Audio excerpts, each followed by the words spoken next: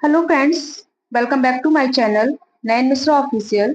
जैसा कि आप लोग थंबनेल देख रहे होंगे, हम लोग इस वीडियो में बात करने वाले हैं बीपीएससी टीआरई 3 जो पीआरटी का एग्जाम हुआ था 20 जुलाई को, उसकी एक्सपेक्टेड कट ऑफ कितनी जा सकती है इसके बारे में हम लोग बात करेंगे। इसके अलावा जिन भी स्टूडेंट के मार्क्स 75 से 78 के बीच में आ रहे हैं तो क्या वो खुद को सेफ जोन में समझे या नहीं।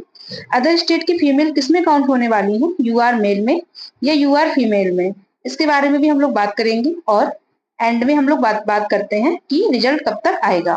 ठीक है, तो चलिए अब हम लोग स्टार्ट करते हैं। तो जैसा कि आप लोगों को स्क्रीन पर नजर आ रहा होगा, मैंने इसमें पॉइंट टू पॉइंट कुछ डिटेल्स लिखी हैं पीआरटी के बारे में, तो मैं उसको पढ़कर आपको एक बार एक्सप्लेन कर देती हूँ, उसके बाद हम लोग कट ऑफ पर चलेंगे। ओके, तो जो कुल पद पे जितने पद पे वैकेंसी आई थी पीआरटी के लिए, तो वो कुल पद कितने थे, 28026। ओके, बट सामान्य विषय के कितने पद हैं उसमें, तो सामान्य विषय के लिए पद हैं उसमें 21,771। ठीक है, कुल आवेदन कितना हुआ था, कुल आवेदन हुआ था 1,60,642 बच्चों ने कुल आवेदन किया था, लेकिन परीक्षा में शामिल कितने बच्चे हुए, परीक्षा में शामिल हुए 1,16,000 बच्चों ने केवल पेपर दिया। तो हमारा जो कट ऑफ बनेगा वो 1,60,000 बच्चों में नहीं बनेगा, हमारा जो कट ऑफ है वो 1,16,000 बच्चों में बनेगा। ओके, तो इसमें से हम लोग मान लेते हैं कि कुछ बच्चे उर्दू के होंगे।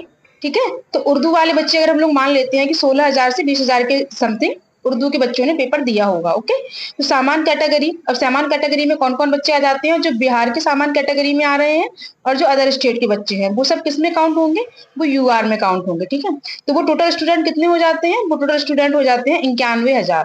ठीक है, अब हम लोग ये बताओ कि परीक्षा में उपस्थित कितने बच्चे हुए थे, बहुत सारे बच्चों ने पेपर छोड़ा भी था पीआरटी का, हम लोगों ने उस समय पे भी वो न्यूज सुनी थी। तो हम लोग मानते हैं कि 60,000 बच्चे उपस्थित हुए होंगे।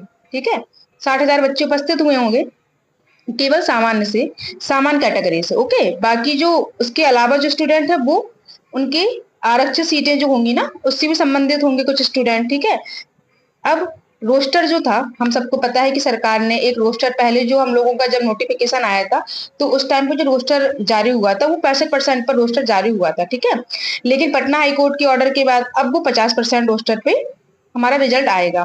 50% रोस्टर में क्या है कि यूआर और जो इकोनॉमिकली वीकर जो स्टूडेंट्स होते हैं उनको मिला के 50% रिजर्वेशन होता है। ठीक है, तो उसमें से अब हमारी यूआर मेल की सीट कितनी हो जाती है, टोटल 4,700 लगभग यूआर मेल की जाएंगी और यूआर फीमेल की जाएंगी 4,200 लगभग।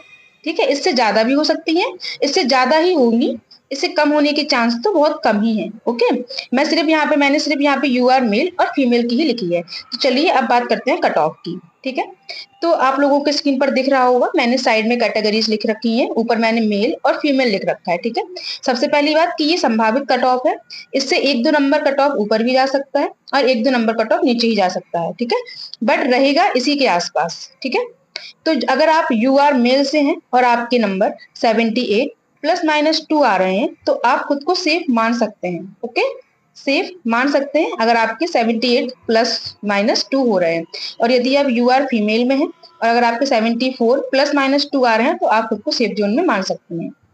अब आते हैं ईडब्ल्यूएस पे।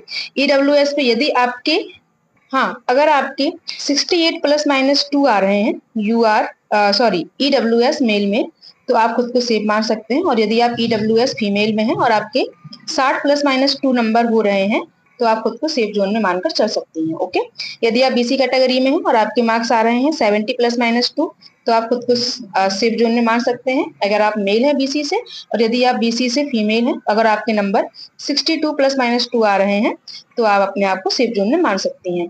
इसी तरह अब हम लोग आ जाते हैं ईवीएस में। ईवीएस में यदि आपके 62 +- 2 आ रहे हैं और आप मेल कैटेगरी से हैं तो आप अपने आप को सेफ जोन में मान सकते हैं, और यदि आप बीसी ईबीसी ईबीसी फीमेल में है और आपके 52 +- आ रहे हैं तो आप खुद को सेफ जोन में मान सकती हैं। ठीक है, यदि आप, हम अब बात कर लेते हैं एससी मेल के बारे में, और अगर आपके 52 +- 2 आ रहे हैं, ठीक है, तो आप खुद को सेफ जोन में मान सकते हैं, और यदि आप एससी फीमेल में हैं और आपके 39 +- 2 आ रहे हैं तो आप अपने आप को सेफ जोन में मान सकती हैं, और यदि आप एसटी मेल से हैं और आपके नंबर 48 +- 2 आ रहे हैं तो आप खुद को सेफ जोन में मान सकते हैं, और यदि आप फीमेल में हैं और आपके 39 +- 2 आ रहे हैं तो आप खुद को सेफ जोन में मान सकती हैं। ओके, चलिए अब हम लोग बात कर लेते हैं कि अदर स्टेट फीमेल किस में काउंट होंगी, यू आर मेल में या यू आर फीमेल में।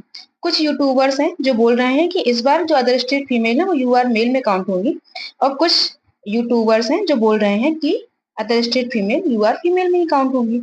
अच्छा, आप मुझे एक लॉजिकली बात बताइए, लॉजिक पर ही हम लोग बात कर रहे हैं कि जो नोटिफिकेशन टीआरई 1 में आया था और जो नोटिफिकेशन टीआरई 2 में आया था, ओके, वही same to same notification TRE 3 में आया है।